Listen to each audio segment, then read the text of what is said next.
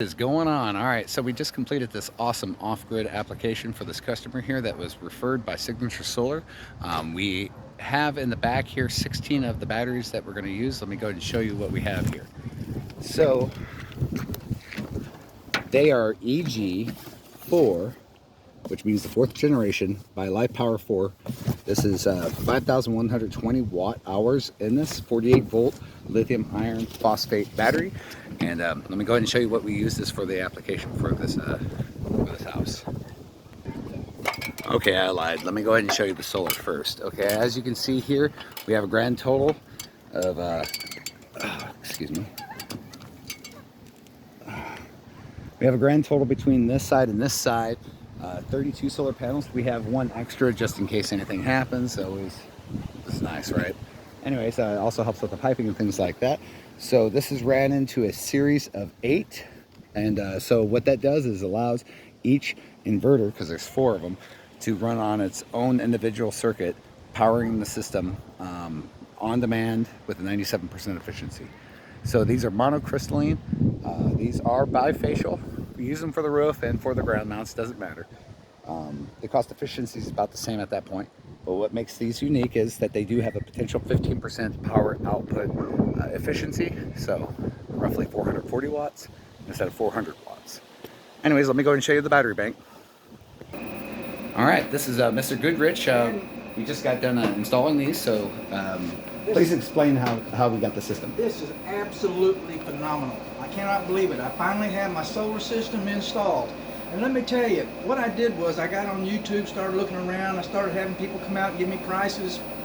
And one thing led to another, and I realized there was a whole lot to learn. So I got a hold of Signature Solar, and they sold me everything I needed, but I didn't know how to put it all together. And if you don't know how to put this together, well, you really need to know something first. And that's why I hired a guy named Mark of Solar World. And he's going to tell you a little bit about it, but we are all done. This thing is all hooked up, and I have 13 kilowatt of panels on my roof pumping out electricity like nobody's business. I do have 6 batteries on this rack, 6 on this rack for a dozen batteries. So I am off grid.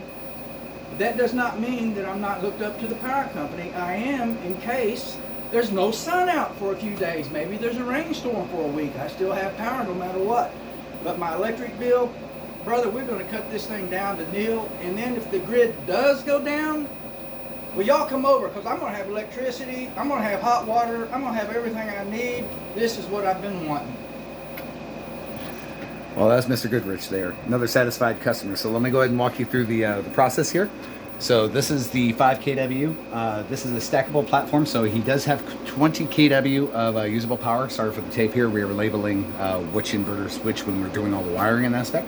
This is the communication port and stick right here. It's flashing red. It's not hooked up to the actual communication yet, but this is basically what it'll do. It'll show us all our information. Right now for grid tie, we have, or not grid tie, we have grid energy coming in as a supplement in case the battery drops below 30%. That's what I got it set at. So we're going to go ahead and go through the settings real fast. Right there. Okay, so back to AC at 30%. The system will charge from AC grid power in case this drops below that 30% up to 85%. And then the next day, basically, grid will be shut off. And during that time, DC power will be coming into the battery bank and charging in, as you can see here. So right now we're pushing in roughly 60% of the battery bank at 25 amps. It's roughly about 5 o'clock in the afternoon, so we're not going to get the best power production.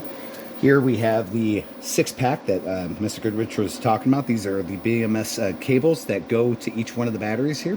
This is so that each one are communicating. So if one is lower than the other, it'll split the difference and allow the inverter to know that it needs to step up charge or slow it down to start balancing these. Other than that, they all have their own individual ID tag. So we have to go through each one of the batteries here and actually give them an actual address. So that's pretty cool. We have our DC breaker switch with actual BMS communication breaker switch itself. So if this were to shut off, it's not going to affect the rest of the batteries. I can come in here, pull the battery out and service it and basically not disturb the power. So pretty cool feature. We do have DC coming in for our power supply, which is right here off of these two breakers. Here is L1, L2 configuration for 240 volts brought down to single leg neutral. So basically we have in this panel two 20 amp breakers feeding in a neutral line, and we have the 4 inverters on their own individual breakers themselves. Let me go ahead and show you outside if that wasn't confusing enough. All right, so let me go ahead and show you what we got.